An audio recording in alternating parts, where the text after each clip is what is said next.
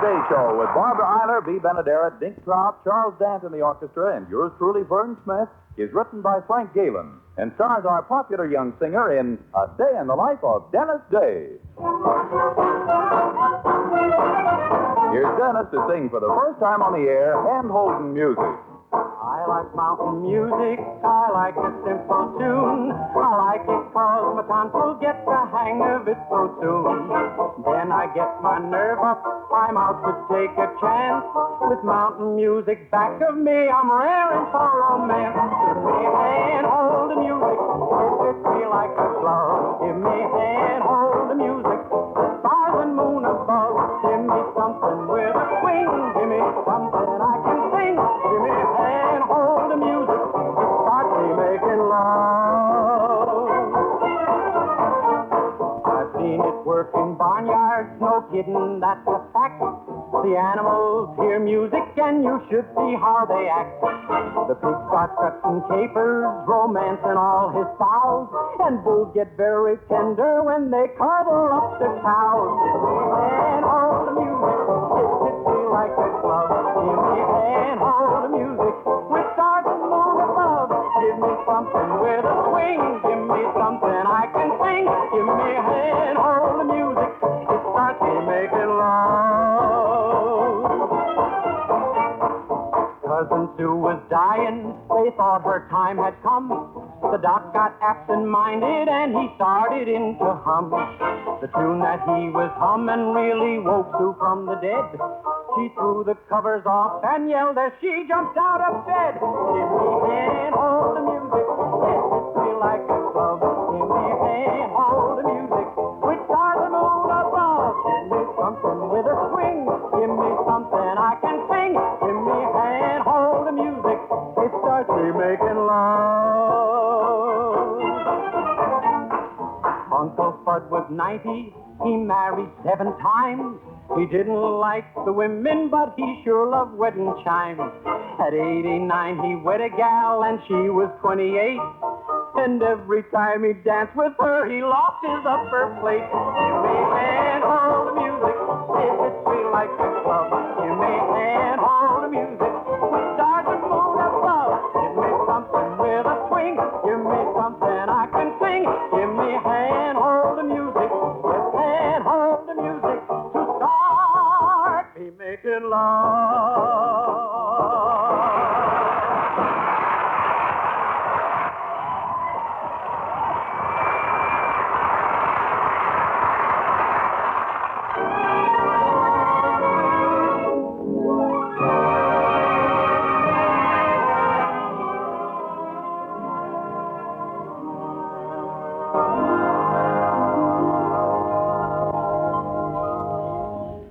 Well, there's a glow of pride these days in the soft brown eyes of our young hero, Dennis Day. It seems his old scout troop has asked him to be their new Scoutmaster. Everyone in Weaverville feels this choice is justified, too, for when Dennis quit the troop some time ago, after 12 years of loyal service, he had earned a distinction achieved by no other scout. He was the oldest tenderfoot in America. Let's join him now as, filled with a new dignity and sense of responsibility, he's greeted by his girlfriend, Mildred Anderson. Oh, Dennis, I heard about it last night, and I think it's just wonderful. Congratulations. Oh, gee, thanks, Mildred. They're a swell bunch of kids, too. What an initiation they gave me this morning. Oh, you mean it was a little rough? Oh, not really. They just paddled me a little. I guess they figured I'd been a tenderfoot long enough and it was time it broke out in a new place. Oh, I see. Yeah, it was the cutest thing. This particular troop has a regular ceremony. The idea is to see if the new Scoutmaster has a strong heart. The kids dress up like Indians, blindfold you, and tie you to a stake. Oh, my. And then they pile dry branches at your feet and dance around you with flaming torches, getting closer and closer. Oh, my goodness. Well, did you show them how brave you are? Oh, sure. I was laughing right up to the time I passed out. Dennis, you didn't think they'd actually go so far as to light a fire at your toes, did you? I don't know, but all of a sudden I smelt a burning Dr. Scholl's footpath. It must have been your imagination. Yeah, I guess so. They really do like me. They made me an honorary chief in the Indian Patrol, and they even gave me an Indian name. They call me... Ooh. Well, what's the matter? I just realized Schmohawk isn't altogether Indian. They were just teasing. teasing you. Yeah, well, anyway, I'm going to make fine scouts of them. I got up really early yesterday morning and brought them back some nature specimens from the woods. I got a frog A and... frog? Where'd you put it? It's in the bathtub. The bathtub? Yeah. Oh, my God, I better hurry and tell Mother before she goes in.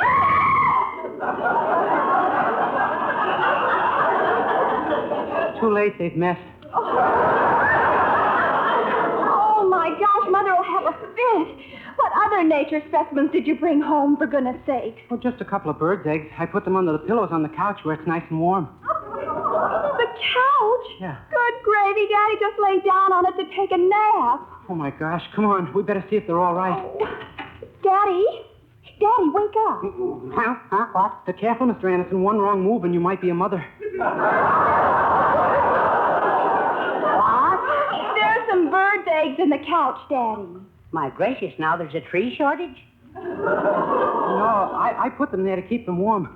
Thank goodness they're all right. I collected them for my scout troop. Huh? And he also put a frog in the bathtub. A frog? Yes. And Mother just walked in there, and she and the frog came face to face. You never heard such a scream in your life. Really? I never even knew frogs could scream. It was Mother who screamed. And you can imagine how furious she'll be with Dennis. Gee, and I wanted to ask her a favor, too.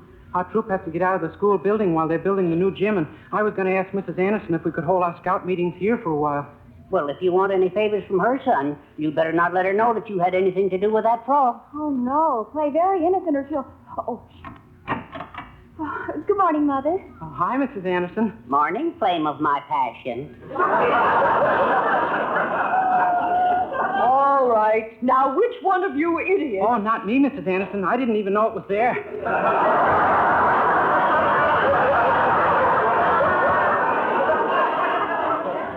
You didn't know what was where.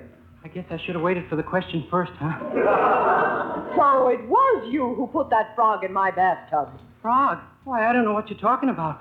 Are you sure it was a frog? Well, it was small and green and had pop eyes and scrawny legs. Maybe it was Mr. Anderson.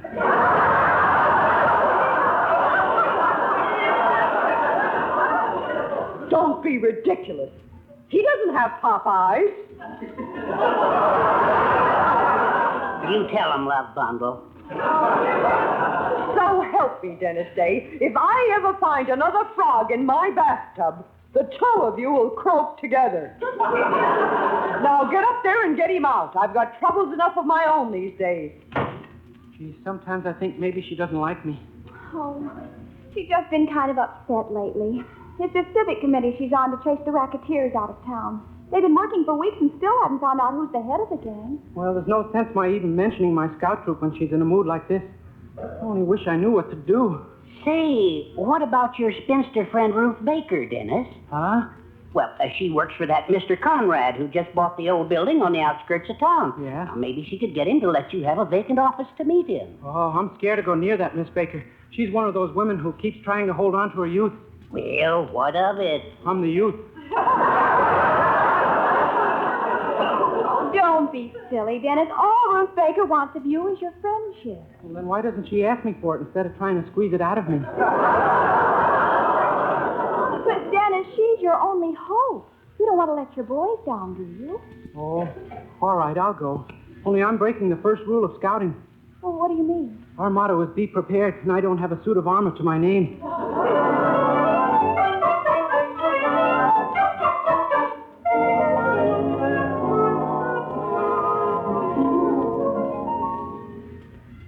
Gee, I almost hope Miss Baker isn't home. Oh, well, I may as well try her doorbell.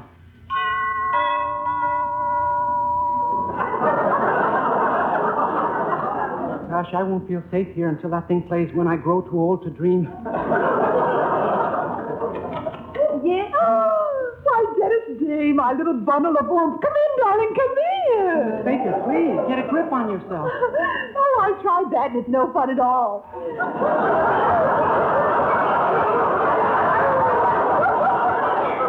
Dennis, I'm so glad to see you. And do you know, I dreamt about you last night. Oh, really? Gee, I hope I acted like a gentleman. Oh, you didn't at all, you doll, you.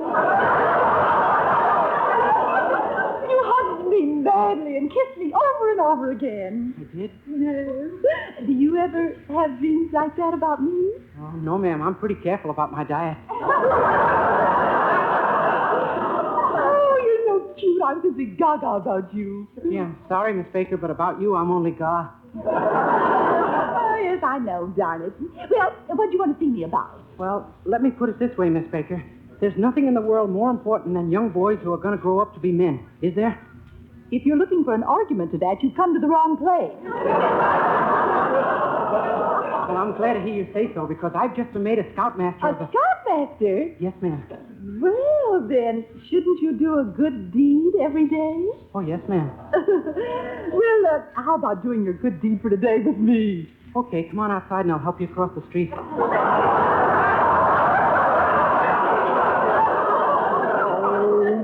Why do I even talk to you? Oh, please, Miss Baker, you gotta.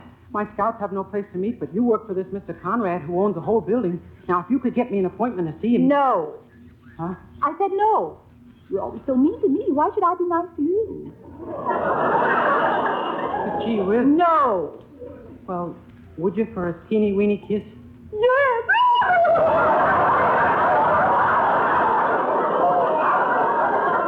Come on, I'm all puckered up. I wonder if there's a merit badge for this. Okay, here goes. There. Now, how soon can I have my appointment? Miss Baker. Quiet, I'm coming in for a landing. Pretty good, huh? If you could bottle it, you'd have $1 million. Oh, thanks. Now, about my appointment with Mr. Conrad. Dennis, I have bad news for you. I'm afraid I've deceived you. What? Mr. Conrad won't see anyone at all. He's forbidden me to make any appointments of any kind for him. I've been robbed. Well, I'm going to be fair about it, though. You are? Yes, I'm going to return the kiss you gave me. Oh, no. No, please. Let's just think of it as a bad debt, huh? No. I took that kiss under false pretenses, and I've got to get it back. Oh, no, please, keep it. I don't need it. I'm loaded.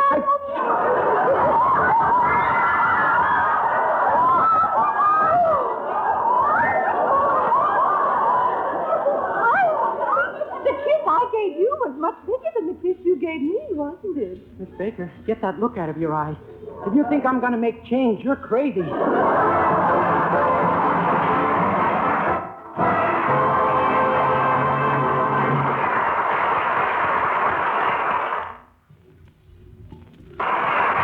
Well, we left our hero, as usual, in somewhat of a spot. His first job as Scoutmaster was to find a place for his boys to meet, and that's not proving an easy job.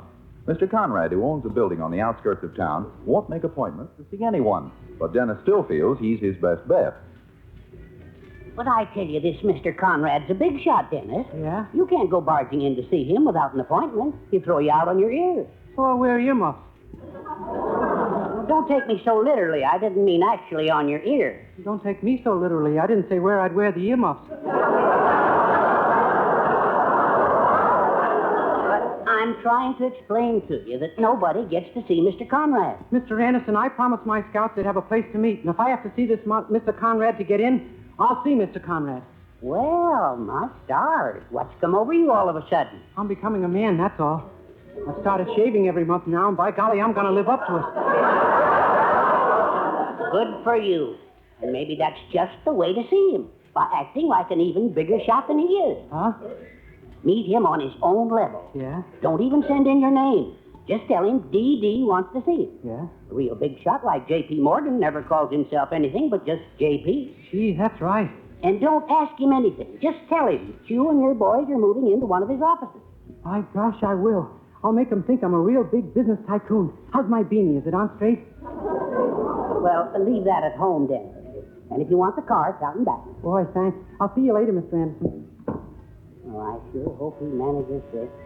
Come in. Mr. Anderson, your wife, is she here? Call her quick. My gracious, what's the matter, Ruth? Is that you? Clara, wait till you hear. I found out the name of the man in back of all the rackets in this town. The man our committee is after. No. Yes! And by the merest accident, a letter from my boss marked personal arrived at the office. And I just happened to hold it near a steaming tea kettle for 15 minutes, and it fell open. Well, quick, who is Kitty, who's the head gangster? Him, Mr. Conrad. Oh, my sacred Aunt Martha's cast iron bed warmer. What have I done? Huh? That's who I just sent Dennis to see and told him to get tough with. Oh, no. Oh, that poor little pink and white body all riddled with dirty black bullets. Good heavens. And I was going to be his mother-in-law. Well, we've got to save him anyway. That's not fair, dear. Quick, call the FBI or someone right away.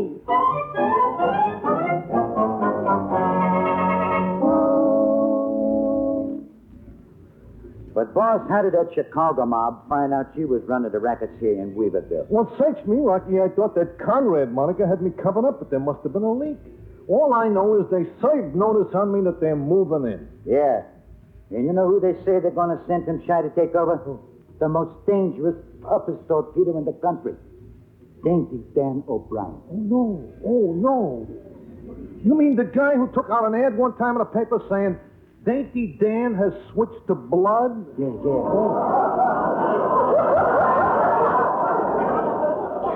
Oh, boy, we better try and make a deal. Yeah, I'll say.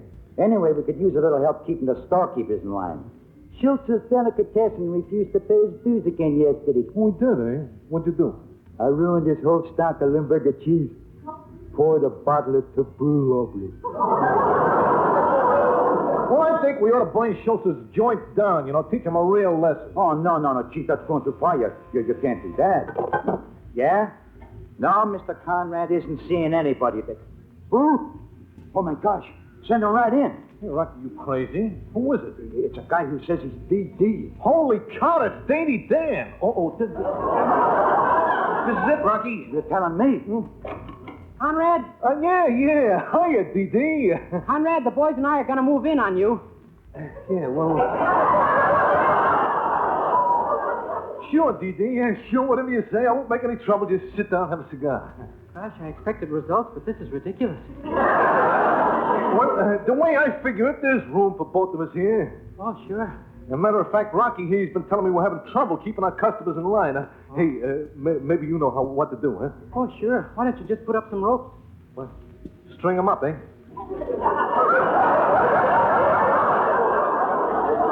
Boy, I thought I was rootless.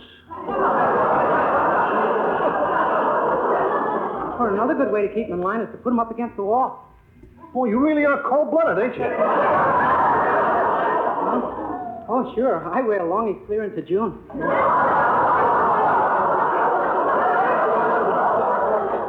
Yeah, sure. Well, DD, what are your plans for operating around here? Well, the first thing I had in mind was a big weenie roast. You see that, Rocky? I told you that was the only way to handle Schultz. Yeah. Huh? All right? Now, let's lay our cards on the table. Tell me, how many boys you got in your outfit, DD? Well, let's see. There's about 80 if you want to count the owls and the wolves. Well, sure, we can't leave them out just because they stay up late or chase days. Oh, they're not like that. Yeah, well, I can imagine. Well, hey, what do they pack? Pardon? Well, what kind of stuff do they carry? Submachine guns mostly? Oh, no, they don't use anything but knives and hatchets. Knives and hatchets? Well, once in a while, a butterfly net. But they ever carry heaters? Oh, no, they just rub two sticks together. It's quite a mob you got there. You never met a lovelier bunch of boys in your life. No heaters or Tommy guns. They're just hatchets and knives. Yeah. Say, D-Day, just for the sake of argument, what would happen if I decided not to let you move in here after all? Oh, gee, I don't know. I guess I just... Look out, boss. He's reaching. No, don't. Please, wait. I shouldn't blow my nose. I'll be very quiet about it. Hey, look, I was just feeling out honest. It's a deal, pal. You were in. Oh, swell. Now, I guess you'll want to see the books, eh? Books? Yeah. Hey, get the books and give them to him, Rocky. Got him right here, boss. Here you are, DD. Thanks. Oh, I see they're all by the same author, huh? Ledger. Lay off the jokes, will you? I don't have to tell you what would happen to me if the cops ever get their hands on these books. Oh, that kind of book. Now, what do you do? Hold the pages up to the light? You know something, Rocky? A horrible thought is just starting to grow in the back of my brain. How about you? I thought of it 5 answers ago. Yeah. Say, look, you. Are you or ain't you Dainty Dan? Oh, no, sir. My name is Dennis, and I'm kind of sloppy. Well, Rocky, cover this clown. Oh, don't bother. It's quite warm in here. He's covered, boss. Hey, that's cute. Is that one of those guns where you pull the trigger and a lighted cigarette comes out? Yeah. In a minute, you are going to feel your level best, sonny. What? That happens to be a real gun, you know, with bullets in it. Bullets? You heard me. Now, what's your racket? My knees. Talk, I said. Who are you? What are we wasting time for? Let's let him have it. Yeah, okay, this guy knows too much. No, wait till you've known me a little while. You'll eat those words. All right, Rocky, go ahead. No, please. 1, Wait, no. 2. Okay, drop it, you. It's the FBI.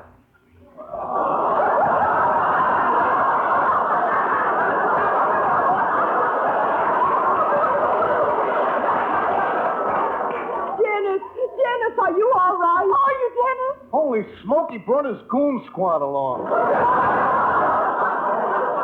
Yeah, I'm okay, but you're just in time. Well, look at this. Conrad's book. Nice work, Dave. Just what we need to put them away. Stand still, boys. I'm going to put the handcuffs on you.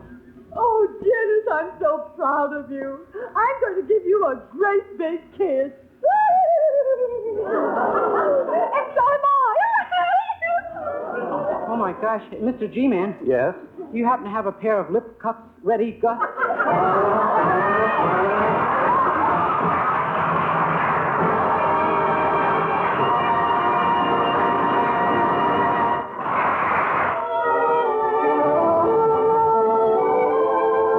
Of Charles Dant in the orchestra, here's Dennis to sing A Chapter in My Life Called Mary. There's a chapter in my life called Mary. It's the story of Mary and me. It tells with a tear in each souvenir just how sweet a love can be.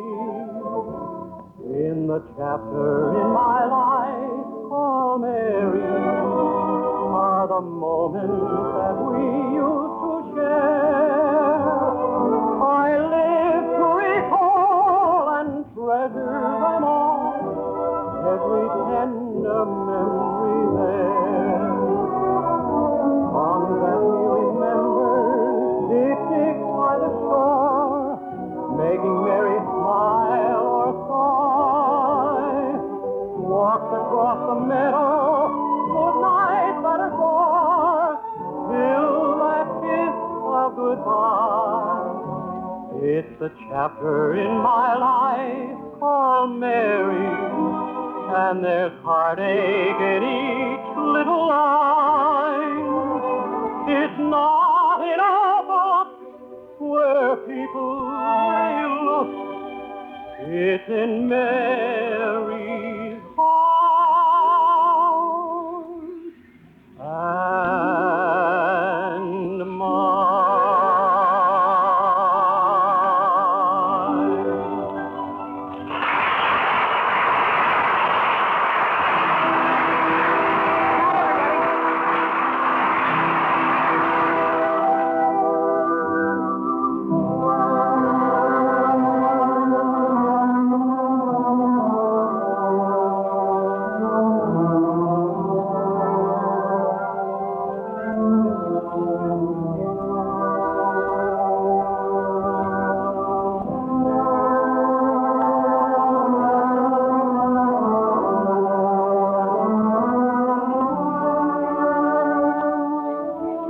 The Dennis Day Show, originally heard over the National Broadcasting Company, has been rebroadcast for you men and women overseas by the United States Armed Forces Radio Service, the voice of information and education.